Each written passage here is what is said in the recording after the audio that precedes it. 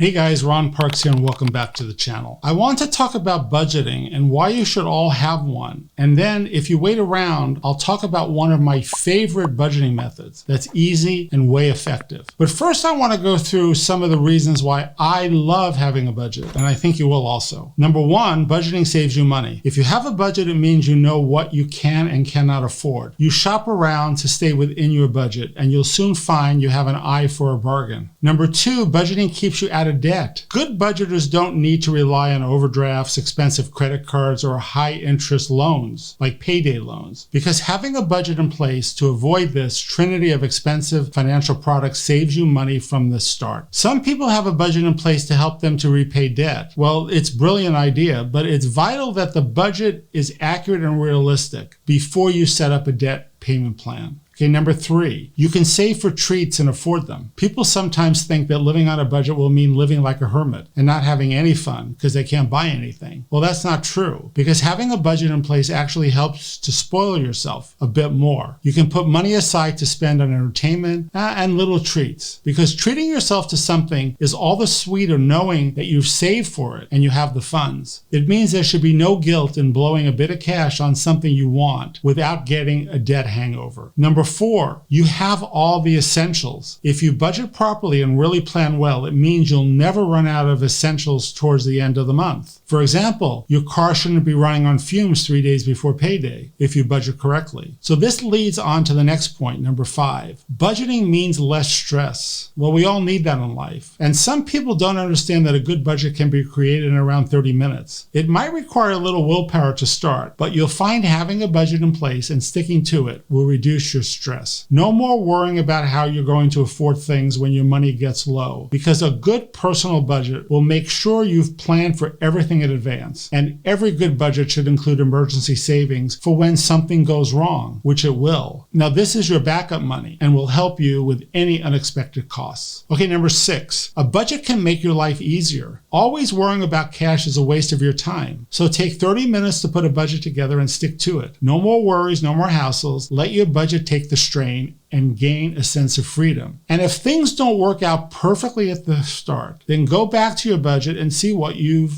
learned. Adjust the budget and then continue. If you fail to plan, you'll plan to fail. So if you don't budget, you'll always be fudging the money. Okay, number seven, stability and planning for the future. Once you become an advanced budgeter, you can start to plan for the long term, something you really can't do without a budget. You can make provisions for clearing out your debts and then go on to savings, retirement plans, and investments. You'll be able to build up a savings and emergency fund, and you'll be able to look to the future with an informed idea of how things will be financially in the next 5 or 10 years. Okay, number eight, budgeting saves you time. So what's the most precious finite thing on earth? It's time. Once you spend it, you can't get it back. How much time do you spend on money? Do you worry about it a lot? Are you always wishing you had more of it? Are you always thinking about how to take charge of your cash? A budget will save you time worrying, thinking, and stressing out about money. And number nine, the final reason why you should never get bored with a budget is control. A budget gives you control over your life. You're in charge. Whatever your goals are in life, we all need money in some form or the other. And if you put together a good budget and stick to it, you're in the driver's seat. So now that we're talking about budgeting, we should also talk about how many people try to get rich by emulating certain billionaires like Warren Buffett. Well, that's great, though. They miss or choose to ignore an important ingredient. One reason Buffett is so rich is because he is also infamously frugal,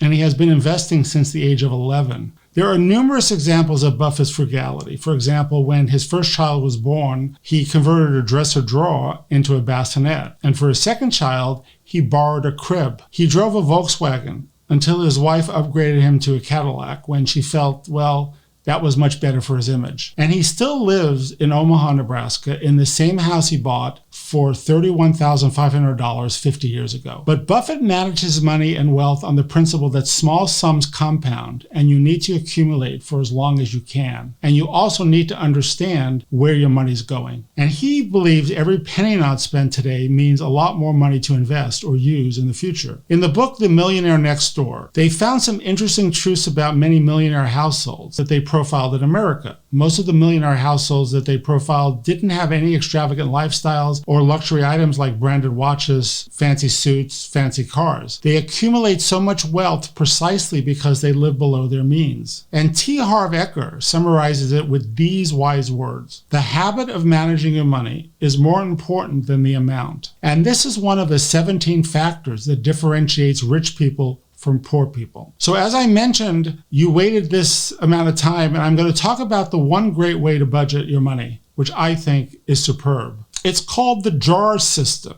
or the 6-jar system, money management. Now, the idea of this system is simple. Separate your income into 6 different accounts for specific purposes. But the most important thing is to consistently deposit into these accounts as follows. For necessities, 50%, half of your income, goes towards real necessities like food, mortgage payments, bills, gas, oil, insurance, and rent. And if you can't cover all of your necessities with 50% of your income, then you need to do one or both of these things. You need to simplify your life and figure out how you can spend less, or you need to earn more money and figure out how you can do that. Now, the second jar should be called your financial freedom account. And I would put 10% of that into your financial freedom jar, because the money in this jar can only be used for investments, which will give you returns and profits, hopefully. Now, this jar is used for building wealth for your future financial freedom. And you must never spend this money. It's there to compound. So the interest will build upon itself and you'll earn a lot more money. Now, the third jar is a long-term savings jar, and that's 10% also. The objective of this jar is to save money for future expenses, like a new car, a vacation, new furniture, gifts, or even repaying debts. Now, the fourth jar is your education jar. Now, I would put 10% in. Successful people constantly invest and grow themselves. Then 10% of your income goes into this education jar. And the more knowledge and skills you acquire, the greater your earning capacity. And the more you earn, the more you need to learn how to manage your additional wealth, how to bring your income to the next level. So use the money from this jar for personal or professional development. The fifth jar is your play jar.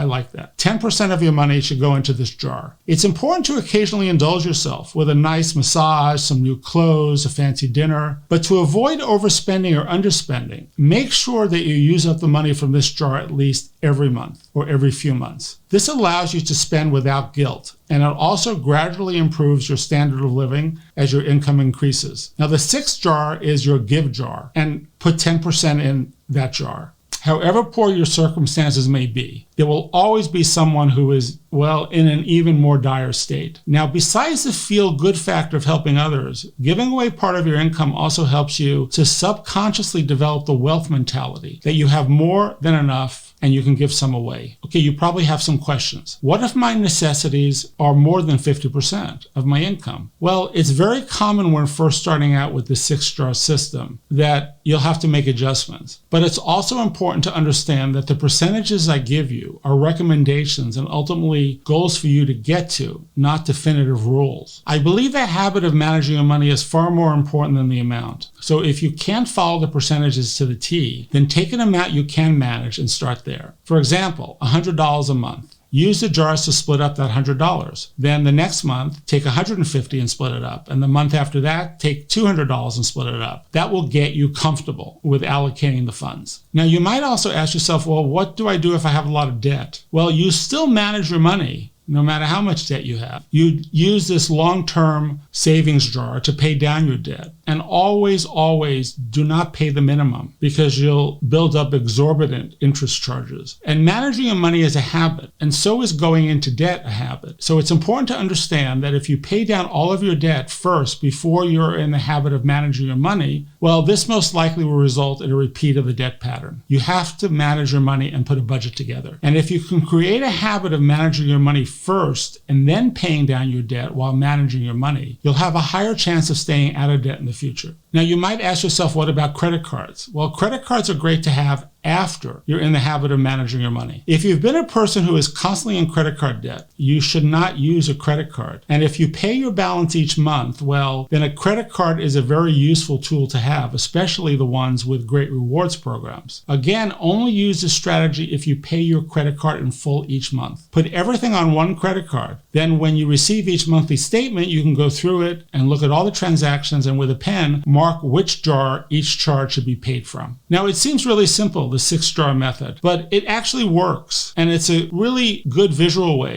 to think about allocating your income and using that to pay your ongoing expenses. So if you enjoyed this video, I would really appreciate it if you can smash the like button and subscribe. I post twice a week, and if you have any comments, please list them below. And until next time, thanks.